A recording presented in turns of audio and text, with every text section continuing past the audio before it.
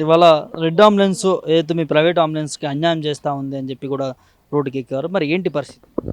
Red ambulance అనే సంస్థ యాక్చువల్‌గా 5% కమిషన్ తీసుకుంటామని చెప్పి ఎంటర్ అయిన సంస్థ. అది ప్రెజెంట్ డామినేషన్ చేసే సిట్యుయేషన్‌కి వచ్చేసింది. ఎట్లా అంటే నేను ఇచ్చినంత తీసుకోండి అన్న పరిస్థితికి, అంటే మనం ఇయ్యడం పోయి వాళ్ళు ఇచ్చే పరిస్థితికి వచ్చింది. రూ. 100 తీసుకొని మనకు రూ. 40 ఇస్తే మనకు మెయింటెనెన్స్, డీజిలు, డ్రైవరు, ఫుడ్డు వీటికి అన్ని ఖర్చులుంటాయి. దీంట్లో ఏమైతుందంటే రెడ్ అంబులెన్స్ అనే సంస్థ మొత్తం మధ్యవర్తిత్వం చేసే సంస్థ మొత్తం సంపాదించుకోవడంలో ఇదైపోయింది. ఇది 7 ఇయర్స్ బ్యాక్ స్టార్ట్ అయ్యిండే. చిన్నగా మనోళ్ళు సపోర్ట్ చేయలేదు. ఫస్ట్‌లో ఒక 2, 3 ఇయర్స్ తర్వాత ఒక్కొక్కళ్ళు ఇన్‌బిల్ట్ అయ్యారు. ఎందుకంటే అప్పుడు ఓన్లీ 5% మాత్రమే తీసుకుంటామని చెప్పిండ్రు కాబట్టి ఇన్‌బిల్ట్ అయ్యారు. అదేమైపోయింది, ఇప్పుడు డామినేషన్‌కి దారితీసింది. ఎట్లా అయిపోయింది ఇప్పుడు మొత్తానికి, లేదు బాబు మేము ఇచ్చినంత మీరు తీసుకోవాల్సింది. అంటే ఇప్పుడు రూ. 1,00,000 కిరాయి మాట్లాడితే దాంట్లో రెడ్ అంబులెన్స్ సంస్థ 60,000 తీసుకొని 40,000 ఇచ్చే పరిస్థితికి వచ్చింది. ఇక్కడ ఏంటిదంటే కస్టమర్ లాస్ కూడా అవుతున్నాడు. యాక్చువల్లీ మనం 20, 25 రూపీస్ ఛార్జ్ మనం చేస్తాము. కంపెనీ 40 రూపీస్ ఛార్జ్ చేస్తుంది. ఇక్కడ కస్టమర్ కూడా లాస్ అవుతున్నాడు. మనకు కూడా బెనిఫిట్ ఉండట్లేదు దాంట్లో. ఎందుకంటే 40 రూపీస్ వాడు మాట్లాడుకొని మనకు 10 రూపీస్ ఇస్తే మనకి ఏం వర్కౌట్ అవుతుంది దాంట్లో. ఇప్పుడు ప్రజెంట్ ఈఎంఐలు కట్టలేని పరిస్థితులు ఉన్నాయి. ఎంతమంది బండ్లు దగ్గర హైదరాబాద్ సిటీలోనే 2500 వెహికల్స్ ఉన్నాయి. 2500 బండ్లను నమ్ముకొని 5,000 మంది బతుకుతున్నారు. 5,000 మంది కుటుంబాలు, అంటే తెలంగాణ మొత్తం రాష్ట్ర వ్యాప్తంగా చూస్తే మాత్రం 8,000 నుంచి 10,000 బండ్లు ఉన్నాయి.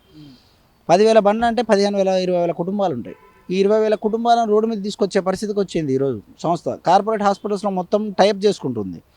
ఎట్లా వాళ్ళ కమిషన్ పర్పస్ ఇస్తామని. కార్పొరేట్ హాస్పిటల్స్కి బిజినెస్ ఇచ్చేది మనం. ప్రైవేట్ వెహికల్లోనే పేషెంట్ హాస్పిటల్కి వస్తారు. రెడ్ అంబులెన్స్ నుంచి పేషెంట్ రాడు కదా, పేషెంట్ వచ్చే ఛాన్స్ లేదు వాళ్ళకి.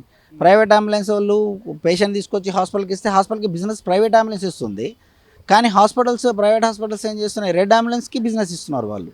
అంటే మనకు అన్యాయం చేసి వాళ్ళు వాళ్ళకి న్యాయం చేస్తున్నారు. ఎందుకు మరి ప్రైవేట్ హాస్పిటల్ ఎందుకు ఈ రెడ్ అంబులెన్స్‌ని కోఆపరేట్ చేస్తున్నాయి? వాళ్ళు యాక్చువల్గా పర్సంటేజెస్ తీసుకొని వాళ్ళకి సపోర్ట్ చేస్తున్నాయి. అంటే పర్ మంత్ ఛార్జెస్ అని ఇవని చెప్పి కంపెనీ సైడ్ నుంచి వాళ్ళకి ప్రపోజల్స్ ఉంటాయి కదా, దాన్ని వాళ్ళు యాక్సెప్ట్ చేసి టోటల్గా కంపెనీ మీద డిపెండ్ అయిపోయి కంపెనీకి బిజినెస్ ఇస్తున్నారు. కానీ హాస్పిటల్స్ వాళ్ళు ఆలోచించాల్సిన విషయం ఏంటిదంటే, హాస్పిటల్స్కి బిజినెస్ ఇచ్చేది ప్రైవేట్ అంబులెన్స్లు, ప్రైవేట్ పర్సన్స్ బిజినెస్ ఇస్తున్నారు. ప్రైవేట్ వెహికల్స్ బిజినెస్ ఇస్తున్నప్పుడు వాళ్ళకి బిజినెస్ చేయడం కరెక్ట్ కాదు యాక్చువల్గా. కానీ వాళ్ళకి అది అర్థం అవ్వట్లేదు. మనకి రెడ్ అనే సంస్థ మన హైదరాబాద్ నుంచి తీసేస్తే, అంటే పూర్తిగా తీసేస్తేనే మనకి ఏమైనా న్యాయం జరిగే పరిస్థితులు ఉన్నాయి. హింసకే పోతున్నాం కానీ హింసకైతే దారి తీయలేదు ఇప్పటివరకు. మేము ఇంతమంది ఉండి కూడా ఏ రోజు కూడా ఆవేశపడడం కానీ, గొడవకు దిగడం కానీ, కొట్టడం కానీ, తిట్టడం కానీ ఇట్లాంటివి ఏం జరగలేదు.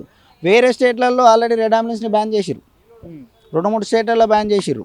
మొన్న బెంగళూరులో కూడా పెద్ద బండ్లు తగలబెట్టడము, గొడవలు జరగడము, కొట్టడము, ఇవి చాలా పెద్దగా జరిగిన ఇష్యూస్. కానీ మన తెలంగాణలో ఏంటిదంటే మేము కౌన్సిలింగ్ ఇచ్చుకుంటూ పోతున్నాం అందరికీ. ఆవేశపడితే ప్రయోజనం ఉండదు, ఆవేశపడి ఇబ్బందులు పడడం తప్పితే ఏముండదు అని చెప్పి మేము కౌన్సిలింగ్ ఇచ్చుకుంటూ పోతున్నాము. ఇప్పుడు సిచ్యువేషన్ ఏమైపోయిందంటే ఈఎంఐలు కూడా కట్టలేని పరిస్థితి. ఒక పూట తింటే 2 పూట పస్తులు ఉండాల్సిన పరిస్థితికి వచ్చినాం ప్రజెంట్. ఎందుకంటే బండ్లు బయటికి వెళ్ళకపోతే డబ్బులు రావు. డబ్బులు రాకపోతే తిండి తినడానికి ఎవరు ఇస్తారు? మన ప్రజెంట్ ఉన్న ప్రభుత్వం మన రేవంత్ అన్న మీద నమ్మకం అయితే ఉన్నది అందరికీ. అదే నమ్మకంతో మేము ఇంత సామరస్యంగా వెళ్తున్నాము.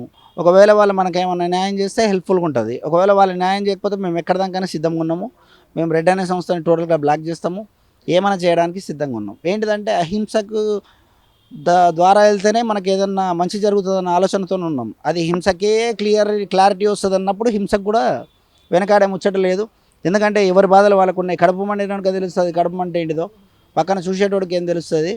ప్రస్తుతం గవర్నమెంట్ మనకి ఏదో ఒక నిర్ణయం తీసుకొని మనకు సపోర్టివ్గా తయారైతే మనం కొంచెం హెల్ప్ఫుల్ కూడా అవుతుంది మనకి. ఎందుకంటే ఇంకోటి ఏంటిదంటే మన మీడియా మిత్రులు కూడా దృష్టిలో పెట్టుకోవాల్సిన విషయం ఏంటిదంటే, ఒక వెహికల్ బయటికి వెళ్ళినప్పుడు పేషెంట్ని వీఐపీ లాగా ట్రీట్ చేస్తాం మేము.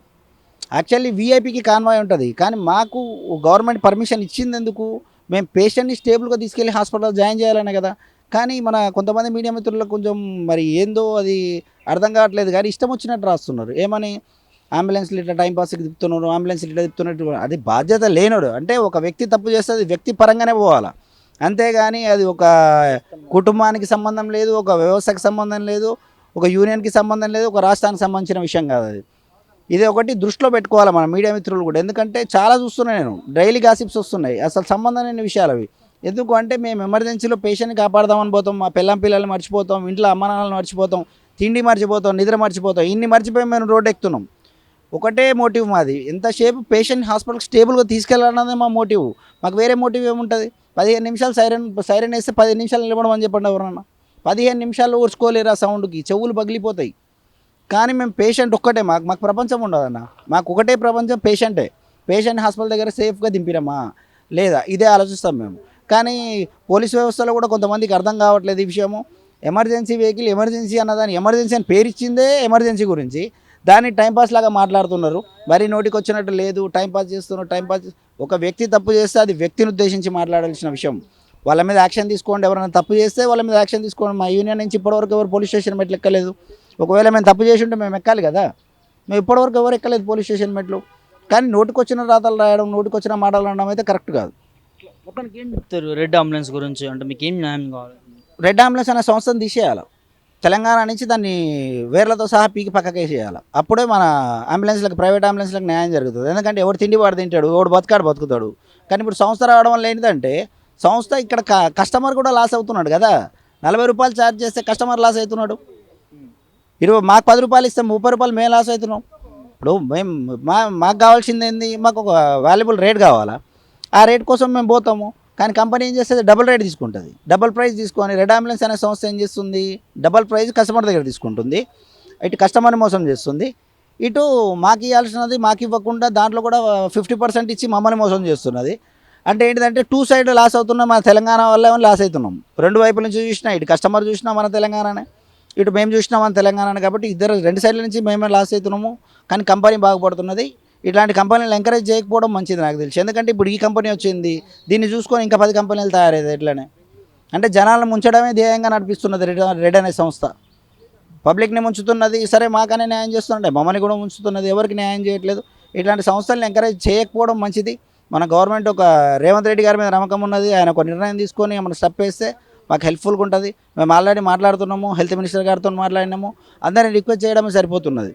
ఈ తిరగడంలో ఏమైపోతుందంటే జీవితం పక్కకు బాయ్, జిందగీ పక్కకు బాయ్ అన్నట్టు అయిపోయింది పరిస్థితి.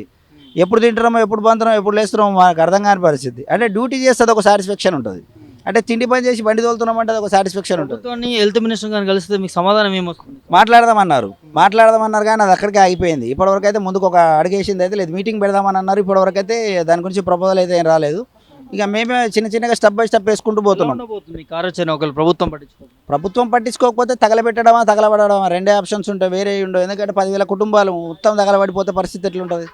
అంటే ఎక్కడ జరగలేదు ఇప్పటి వరకు. ఆ జరిగే పరిస్థితి కూడా రాదని అనుకుంటున్నాను నేను, రావద్దనే కోరుకుంటున్నా.